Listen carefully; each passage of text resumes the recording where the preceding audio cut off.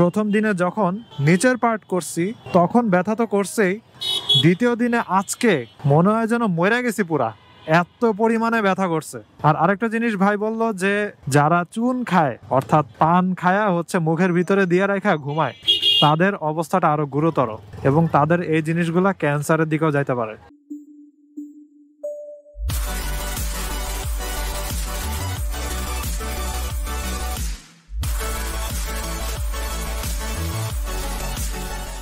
এই what is up, কি অবস্থা সবার? এখন আমি আছি মোহাম্মদপুরের জায়গাটারে কি বলে, সলিমুল্লাহ রোড মনে হয়, কি যেন একটা রোড বলে এটারে। যাই হোক, আমি এখানে আসছিলাম হচ্ছে ডেন্টিস্টের কাছে। এখন আমি বের হয়ে যেতেছি, এখন বুঝতেছি না কোন রাস্তা দিয়ে বেরোবো। দেখি আজকে আপনাদেরকে একটা শর্টকাট শিখানো যায় নাকি। এইটা হচ্ছে মোহাম্মদপুরের একটা মাঠ, তাজমহল রোডের মাঠ বলে না কি যেন বলে এটারে। ঢুকে গেছে অন্ধকার একটা রাস্তাতে।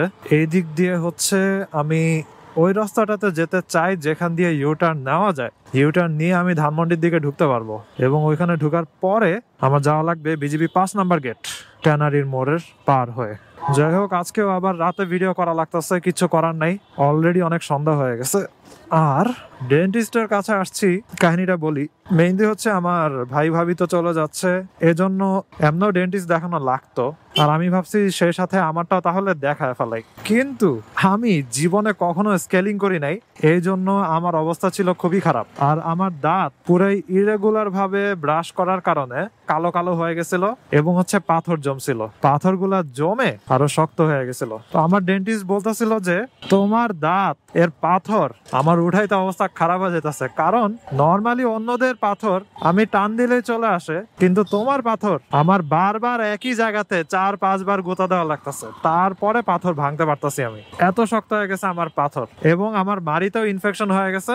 অলরাইট, মোহাম্মদপুর রাস্তা পার হইলাম, যেটা বলতেছিলাম, আমার মাড়িতেও ইনফেকশন হয়ে গেছে। ইনফেকশন হয়ে ওইটার কারণে হচ্ছে এত ব্যথা ট্যাথা করতো আমার। এবং লাস্টের 2 দিন ভিডিও বানাই নাই, কারণটা হচ্ছে কালকের দিনটা ছিল আমার দাঁতের লোয়ার পার্ট। নর্মালি একসাথে দাঁতের 2টা পার্টই করে ফেলে, কিন্তু আমার দাঁতে এত পরিমাণে পাথর ছিল যে শুধুমাত্র আমার লোয়ার পার্ট করতে 45 মিনিট লাগছে।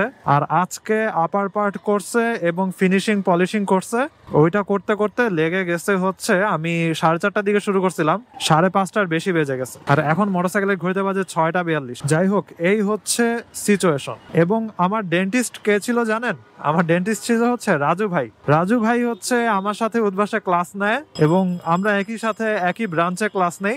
রাজু ভাই হচ্ছে সোহরাওয়ার্দী মেডিকেল আই গেস, এবং উনি এবং তার ওয়াইফ দুইজনই হচ্ছে ডেন্টিস্ট। সো এই জন্য রাজু ভাইয়ের কাছে আসছি আর কি, যে দাঁতটা দেখা ফেলাই। অনেকদিন ধরেই করব চিন্তা করতেছিলাম, কিন্তু যাওয়া হইতেছিল না ভাইয়ের কাছে। পরে আমার ভাই ভাবির স্কেলিং করানোর এই বাহানায় আমার নিজেরও যাওয়া হইলো আর কি। কিন্তু যাওয়ার পরে এত ব্যথা যে হবে এটা যদি আগে জানতাম, ভাইরে ভাই আমার প্রচুর ব্যথা করছে, প্রচুর। প্রথম দিনে যখন নিচের পার্ট করছি তখন ব্যথা তো করছেই, দ্বিতীয় দিনে আজকে মনে হয় যেন মরে গেছি পুরা, এত পরিমাণে ব্যথা করছে। আর ভাই সারফেস অ্যানেস্থেসিয়া দিছিল, তারপরও লাভ হয় নাই। আর প্রথম দিন ভাই বলছিল যে তুমি আমাকে বইলো যদি বেশি ব্যথা ট্যাথা করে তাহলে হাত উঠায়ও। আমিও একদম শক্ত হয়ে ছিলাম, পুরা মিশরীয় মমির মতো শক্ত হয়ে শুয়েছিলাম। পরে ভাই বলছে যে আমি দেখলাম যে তুমি রেজিস্ট করার ট্রাই করতেছিলা, সো অনেক পেইন করতেছিল আর কি। যাই হোক, গলিতে ঢুকে গেলাম, এই গলি দিয়ে শর্টকাট মারবো। দাঁত অনেক শিনশিন করতেছে, কারণ দাঁতে যখনই বাতাস লাগতেছে আমি কথা বলার সময় শিনশিন করতেছে। আই গেস আমার কথা বলা উচিত ছিল না এই সময়, কারণ মাত্র স্কেলিং করে আমি বেরোইছি। মুখ বন্ধ করে রাখা উচিত আমার এই সময়। এই শর্টকাট দিয়ে হচ্ছে পুল পাড়ের দিকে বের হওয়া যায়। পুল পাড়ের দিকে বের হয়ে সোজা আমি রায়েরবাজার কমিউনিটি সেন্টারের ওইখান দিয়ে চলে যাব। যদিও এত পরিমাণে ঝাঁকি খাওয়া লাগে, বডির হাড্ডিগুটি পুরো খিচুড়ি হয়ে গেছে ঝাঁকি খাইতে খাইতে। সো তারপরে যখন হচ্ছে আজকে আপার পার্ট করাইতেছিল, তখন ব্যথায় আমার অবস্থা পুরো খারাপ হয়ে গেছে। কারণটা হলো আপার পার্টে আমার মেইনলি ব্যথা প্রচুর বেশি, এবং আমি যখন কোনো কিছু খাই, মাংস টাংস খাইলে ওই জায়গাতে গিয়ে আটকায় এবং ওই জায়গাতে চাপ দিলেই ব্যথা করতো। মনে করেন মাংস টাংস খাইও নাই, তারপরও যদি আমি চাপ দেই তারপরে ব্যথা করতো। সো পরে ভাই জিনিসটা এক্সপ্লেন করলো যে আসলে এখানে আমার মাড়িগুলা দুর্বল হয়ে যেতেছিল আর ওই জায়গা দখল করতেছিল পাথর, এবং পাথর হইতে হইতে জমতে জমতে আস্তে আস্তে মাড়ি নিচের দিকে চলে যেতেছিল, এবং এই কারণেই কিছু খাইলেই হচ্ছে ব্যথা করতো অথবা হাত দিয়ে চাপ দিলেই ব্যথা করতো। আমি আসলে দাঁত থাকতে দাঁতের মর্যাদা দেই নাই, এই জন্যই আমার হয়েছে আজকে এই অবস্থা, আমার এই জন্যই আজকে এত পরিমাণে ব্যথা করছে। ভাই বলতেছিল যে নর্মালি এত ব্যথা করতো না, কিন্তু তোমার স্টোন গুলা এতই শক্ত যে আমার মাল্টিপল টাইমস ওইখানে প্রেসার দেওয়া লাগছে, এই জন্য তোমার এত ব্যথা করছে। আর ব্যথাগুলা কেমন টাইপের আপনারা যারা স্কেলিং করার নাই তাদেরকে আমি বলি, মনে হবে যেন মারি কেটে যাইতেছে, এরকম টাইপের ব্যথা আর কি। এটা শুনে আবার ভয় পাওয়ার কিছু নাই, এটা শুনে স্কেলিং যে করাবেন না এরকম না। স্কেলিং আসলে মানুষেরা কখন করায় জানেন? যখন মনে করেন বিদেশ চলে যাবে, অথবা হচ্ছে খুবই বাজে অবস্থা হয়ে গেছে, অথবা 40-50 বছর বয়স হয়ে গেছে, দাঁত নরম হওয়া শুরু হয়ে গেছে, তখন মানুষ ফাইনালি চিন্তা করে যে না, আমার করানো উচিত। কিন্তু তখন দাঁতের এত বাজে অবস্থা হয়ে যায় যে এটা একদম নড়বড়ে হয়ে যায় এবং অনেক সময় খুলে ফালা দেওয়া লাগে আর কি। আর আরেকটা জিনিস ভাই বললো যে যারা চুন খায় অর্থাৎ পান খায়া হচ্ছে মুখের ভিতরে দিয়ে রাখা ঘুমায়, তাদের অবস্থাটা আরো গুরুতর এবং তাদের এই জিনিসগুলা ক্যান্সারের দিকেও যাইতে পারে। ইনফেকশন যে আমার হয় নাই তা না, আমারও হয়েছে ইনফেকশন, কিন্তু আমারটা ওরকম গুরুতর লেভেলের না, এবং আমি চুনও খাই না। ভাই আরেকটা জিনিস জিজ্ঞাসা করছে তুমি কি স্মোকিং করো নাকি? আমি বললাম যে না, আমি কখনোই স্মোকিং করি নাই। ভাই বলছে তাহলে কালো কালো দাগগুলো এগুলা মেবি খাবারে অথবা পানিতে আয়রন আছে। সো আমার দাঁতে অনেক কালো কালো দাগ পড়ে গেছিল। ভাই ভাঙ্গাচুরা রাস্তাতে চালাইতে চালাইতে পুরো বিরক্ত হয়ে যেতেছি আমি, এত ভাঙ্গা এখানের পুরা রাস্তা, আমার হাত পুরা ব্যথা হয়ে অবস্থা খারাপ, কোমরও ব্যথা হয়ে গেছে ভাঙ্গাচোরা রাস্তায় চালাইতে চালাইতে।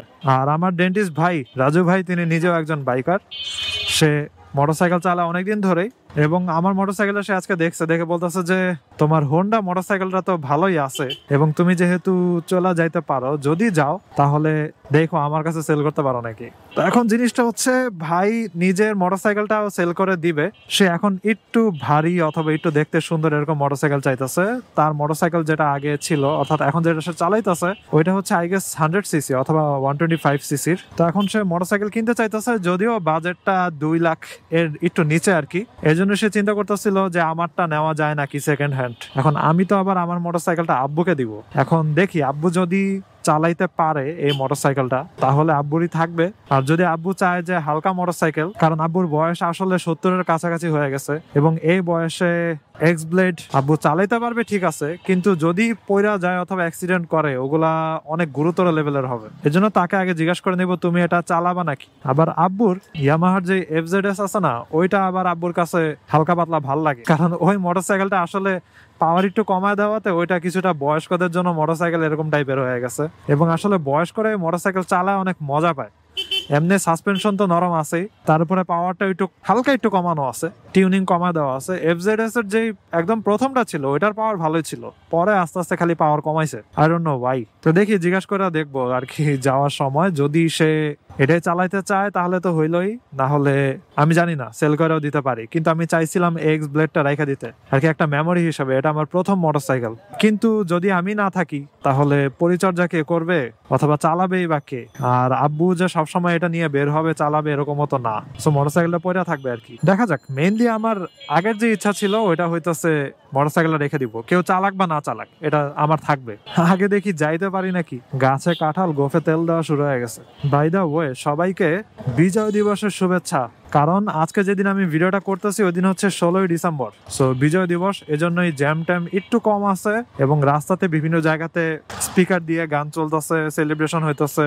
এবং যদি আমার চলে যাওয়া হয় তাহলে এটা হয়ে যাবে হচ্ছে আমার বাংলাদেশের লাস্ট এই জায়গাতে বিজয় দিবস উদযাপন করা। So that is kind of special, but আসলে কারোর সাথে কোনো বন্ধু অথবা কারোর সাথে জিনিসটা উদযাপন করা হইলো না। দেখি কয়েকদিন পরে আবার রাইডে বেরোবো, জানি না কই যাব। তারপরে ভাইকেও বললাম যে ভাই চলেন কোথাও ঘুরতে যাই। তারপরে ভাই বললো কই, আমি বলি যে রিসেন্টলি আমি 300 ফিট ওদিকে গেছিলাম, পূর্বাচল ওদিকে কিছু সুন্দর জায়গা আছে, চলেন ওইখানে যাই। ভাই বলে যে আমার মোটরসাইকেলে কি 300 ফিটের ওইখানে মানাবে?